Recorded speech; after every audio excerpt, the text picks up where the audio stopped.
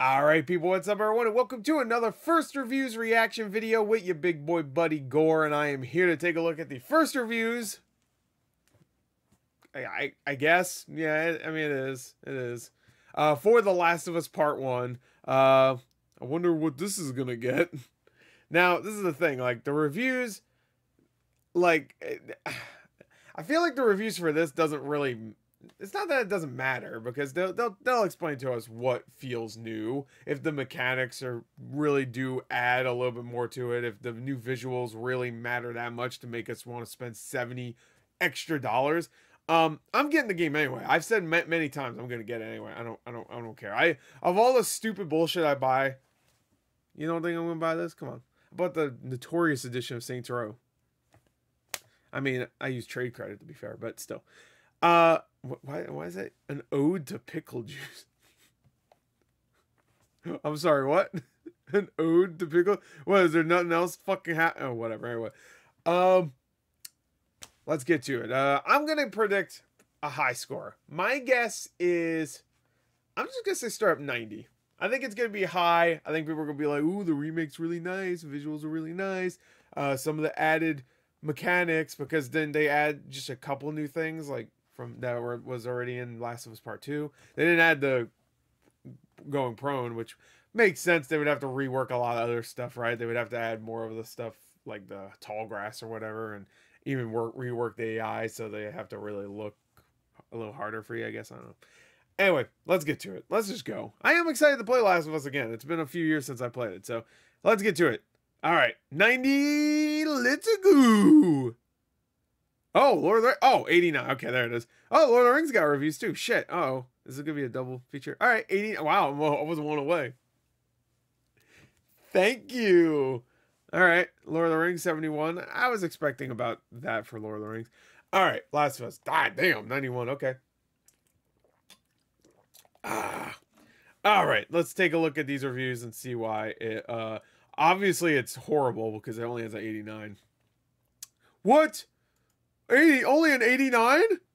Oh my god, my love for PlayStation. It wasn't enough to get it 100. Anyway, let's I just woke up like 20 minutes ago, so I don't know what I'm saying. Anyway, let's do God is a Geek. The Last of Us Part 1 is a technical marvel, making Naughty Dog's classic story survival better than it has ever been before. The visuals are sublime, as is the audio. That's a good. I might even put on some headphones for that. I did buy this new headset. I don't know. Does this one?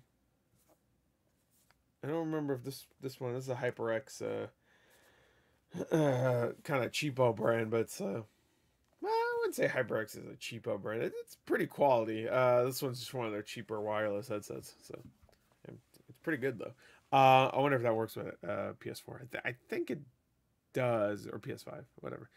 Anyway, that's cool. And all the other changes make this well worth playing all over again. I just wish they left the multiplayer. I really wish they did. Like, I know they have that new multiplayer coming. Where the fuck that will come out? I'm assuming sometime next year. But I would have loved that they just remastered that and we have that for now. And then the big experience is next year. But they wouldn't want to do that because it'd kind of take away from it, whatever. Unforgettable characters, sky-high stakes, nail-biting action, and impeccable pacing make The Last of Us Part 1 a I can never say this word. Superlative. No. Yeah. Game experience in every possible sense. All right. You know, I want to see a negative review. Let's see. What do they have to say? All right. Oh, Attack of the Fanboy. All right. Let's see. Part 2's better. Fuck this game. Now, with a hefty price tag, yeah, and less content than its more than acceptable PS4 counterpart, yeah, because that was $40 and it had the multiplayer. And it did look visually better, and it was only a year later, besides almost 10. The Last of Us Part 1 is an entirely unnecessary remake with gorgeous graphics that only make its dated gameplay stick out even more. Oh, damn. Well, I guess we'll see. Like, I played a little bit a couple years ago. Now, I didn't play it all the way through again, but I did play a little bit a couple years ago because we were doing a Games Gone By for it, which is our retrospective series where we talk about older video games, sometimes older video games, yeah, I played like a couple hours just to refresh myself with some of the mechanics or whatever, so I could talk about it. I remember all the story, I might forget names of characters sometimes, which is the case, but I know who they are as people, so I'm bad with names. The 2013 release of The Last of Us was highly influential. The brilliantly written and performed story is as good as ever in The Last of Us Part 1, and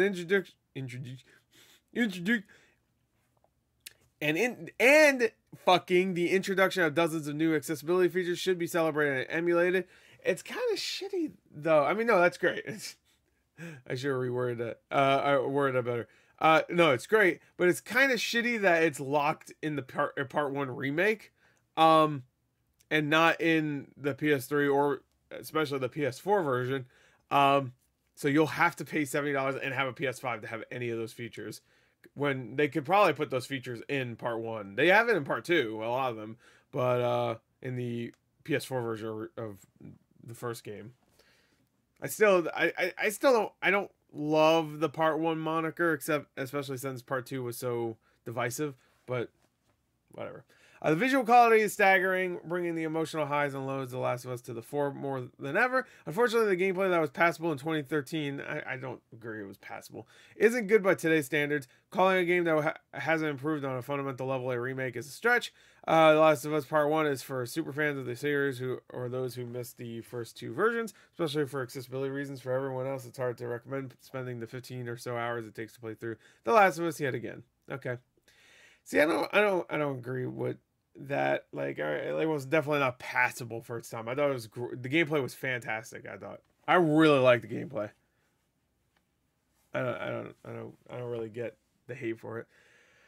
$70 is a steep mountain to climb, but if you want to play the very best version of the greatest games that have ever been made, then The Last of Us Part 1 is a triumph. Taken as a whole, The Last of Us Part 1 is a very human tale that feels just as vital as ever, and with this faithful remake, here's hoping that a new generation of gamers will get to experience one of the best games ever created, period. That's a good point too, I guess. Just because it's a newer version of an old game, some people might want to play it that never played the original or never had an interest in the original, you know. Just kind of lame. We live in the day and age where like people will only play a game if their favorite streamer is playing it, so I don't fucking know. The Last of Us Part 1 is a truly stunning remake that significantly heightens the immersion of one of the best games ever made, with denser environments, more realistic gameplay, and beautiful remastered visuals. My favorite part about this remake is the denser environments, though. Like, just having way more stuff clutter the world. Like, oh, here's an office building that was in the original, and there's like a desk, and there's a couple things on the desk, and there's a couple things on the floor, and one of the windows is shattered, and I don't know, it's a little bit of dust. You know, there's a fucking chalkboard with the words "fuck yourself" on it or whatever. But now it's like, oh man, that chalkboard says "fuck yourself, fuck yourself, fuck yourself, fuck yourself." Yeah, there's a bunch. Look, oh my god, someone really fuck. Oh, look, there's like some granola bars on the ground. Oh, I'm gonna eat the shit out of that.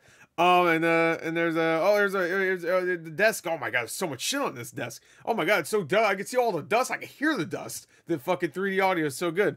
Oh my god, all the windows are broken. Oh my god, you can see every piece of glass on the ground. Wow, look, ray traced glass. Did I say grass?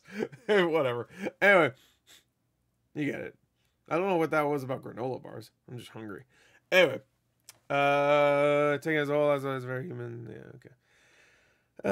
What did IGN give it? I didn't notice. Let's see. EGM gave it a 10. I'm gonna guess a 9 from IGN. Oh, IGN Spain gave it a 9. Yeah, that's what I get. That's what I guess. Last of Us Part 1 is a beautiful thing to behold, honoring your recollection by surpassing it. Okay. A gorgeous and well-honed remake on one of the biggest boppers in the PlayStation pantheon. Yeah, when I was done with The Last of Us, I was like, that bopped.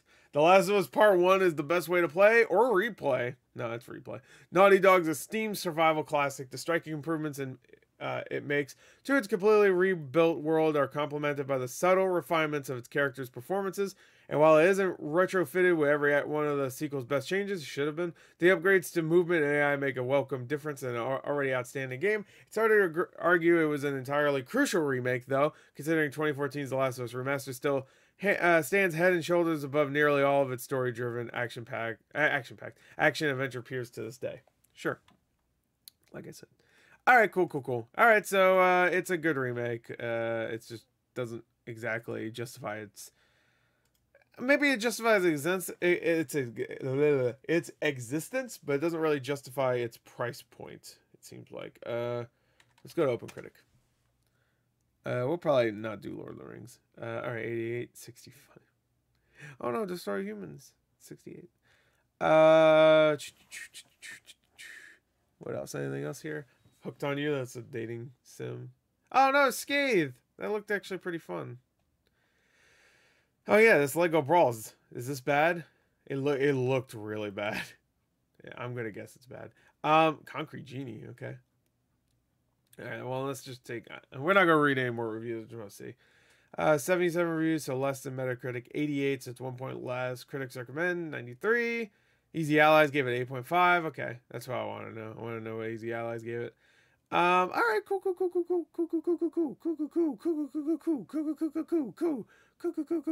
I mean, I'm just very confused. Like one of their biggest games, one of their most acclaimed games. You would think they would have really went above and beyond with its remake, you know? And they did visually, but they just didn't with any of the other features, you know? I mean, I guess the accessibility features. But again, like I feel like to really, I don't know, make that feel like an improvement, you should put it in the PS4 game too. Because it's kind of shitty. Well, that's if somebody just doesn't have the money, they need those features, and they don't have $70 and another $500 or however much they need to pay for a PS5. You know what I mean? I don't know.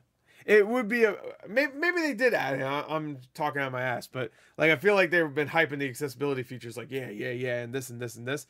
So they make it sound like it's new to Last of Us. So I'm assuming it's new. I wouldn't use the accessibility features myself. I'm fine, but it'd be pretty cool to just put it in the remastered game. So I'm sure they can.